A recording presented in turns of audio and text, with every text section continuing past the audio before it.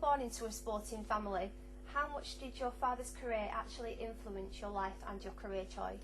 My father's career influenced my life massively because we grew up, first of all we grew up moving around all the time because he was moving from club to club and then into management. So my life was quite different to a lot of kids in that we moved around a lot. But also I had sport all around me because it was what Dad did at work, and you know, you ask any child of a footballer, they don't really leave their work when they come in the front door. It's with them all the time. So my life was very much dominated by sport, and then I didn't intend to get into sports journalism. It kind of happened by accident, but now I look back and think, well, it wasn't really an accident because I guess that's what I knew most and that's what I felt most passionate about. So so I suppose it's been a massive influence. Wonderful. Have you ever found your gender an issue in your career? I think in a positive way. I was lucky that when I first moved from local radio to Sky Television, Sky was actively trying to put more women on screen. So I arrived at Sky at a very opportune time because they were putting more women on screen. However, I would argue that what they were doing was putting women on screen for a gender balance. It wasn't necessarily, you know, they weren't necessarily taking women that step beyond just reading autocue at the time. You know, it was really quite a front-only kind of job, and there wasn't a lot more to be done. And I kind of pushed to do live sport and got myself a position on ice hockey because I wanted the experience. But you know, there was no door open there to work on the football. Since then, of course, Claire Tomlinson has worked on the live football on Sky, so you know they have moved women on. But so in one sense, it was a very opportune time because it was in the mid-90s when you know there were more women getting into sport.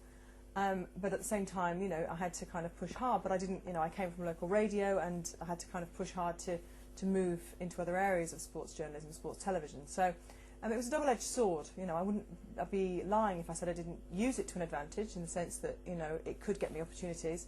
At the same time, I think there were certain opportunities that didn't come up for me that may have come up for male colleagues. Mm-hmm. Now, what has been the biggest challenge you've ever faced, and why?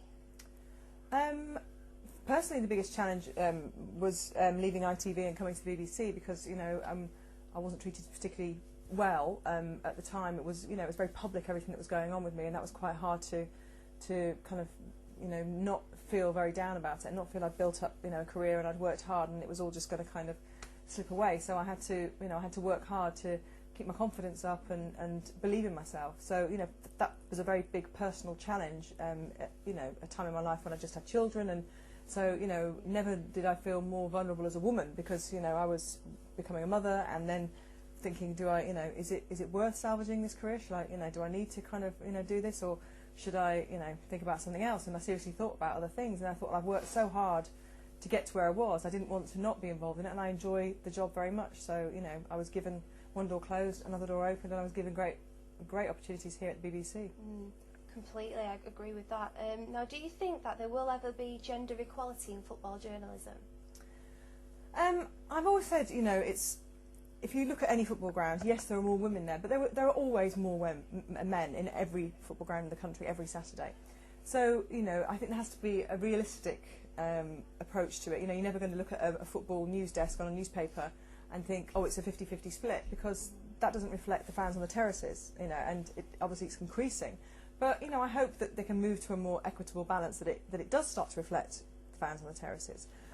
Not every woman would consider it a job that, you know, they would necessarily want to do, or that they think they could combine with family. You know, football journalists travel the length and breadth of the country. They work a lot of late nights because they're filing copy after matches at 11 o'clock at night, you know, and so a lot of women make their career choices based on the fact that they're going to have a family and they want to work it around that. And, you know, and you've got to have quite an understanding, tolerant partner to work in this industry, because, you know, it doesn't always involve 9 to 5, Monday to Friday, you know. So this very office is the Match of the Day office where, you know, all weekend long this office is busy and working for Match of the Day and Match of the Day too, you know. So when a lot of women want to be kind of with their families or at home. So you know, that there is a feeling, I think, that you've got to sacrifice quite a lot. Who has been the biggest inspiration in your career?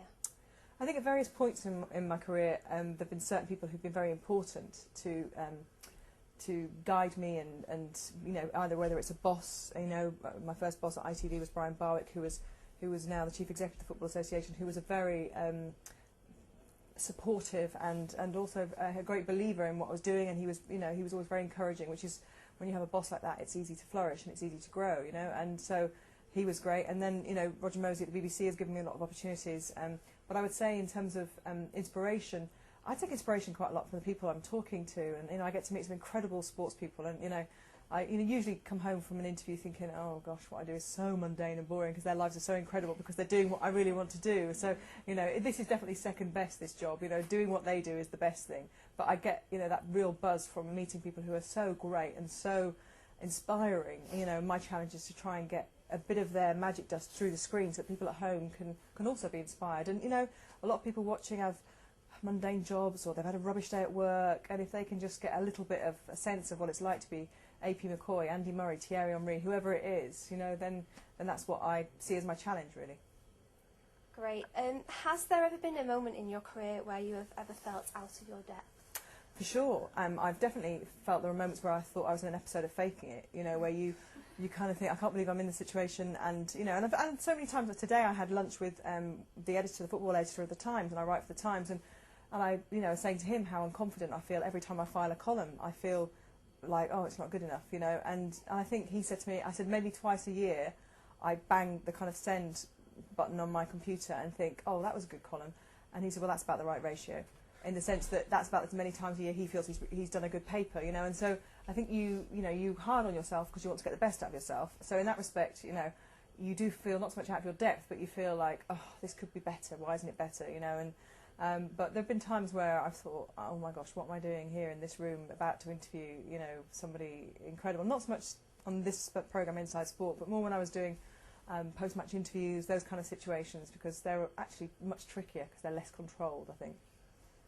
What is the best piece of advice that you've ever been given? I think you've got to, I wouldn't say necessarily been given, I say I have been given one piece of advice when I was in radio, which I apply to television as well, when you can apply to the written word as well.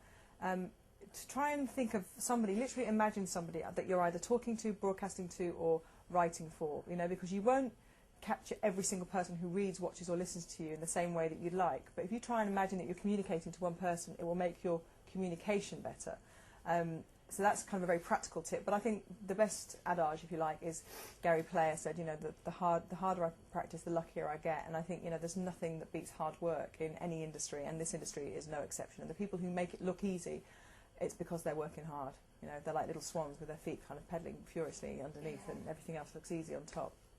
What motivates you?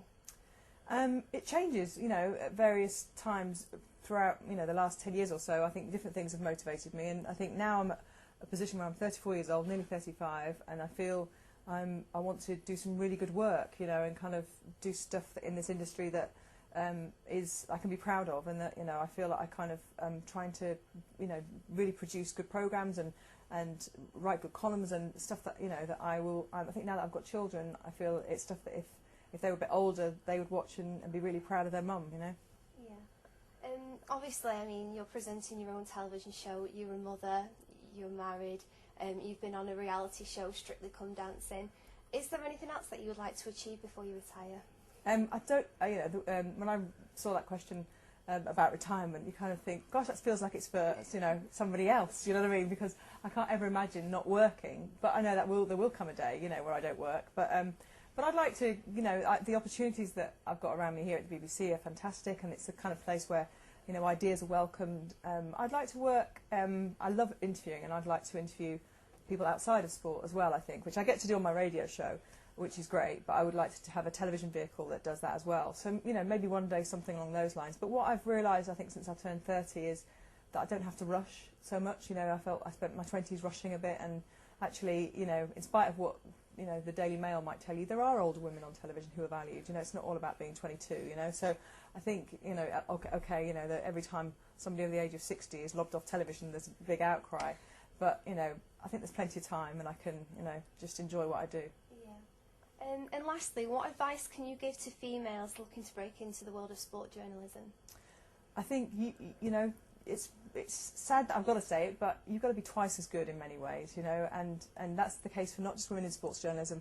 It's the case for women in banking and the law, and I remember quite a famous female sports writer, football writer from the Times, said to me when I was talking to her about wanting to have children, she said, never let them use it as an excuse for you, so never let a male colleague use any lower standard of your work because you've got children. And I think the same applies to any woman in sports journalism. Never let a man use your gender as an excuse. You know, always produce the very best you possibly can, because nobody can argue with that. You know, nobody can, if you're well researched and you're well read and you know what you're talking about, nobody can argue with you. And then, you know, if they start throwing, if their best argument is that you're a woman, well, they're the ones that look really stupid.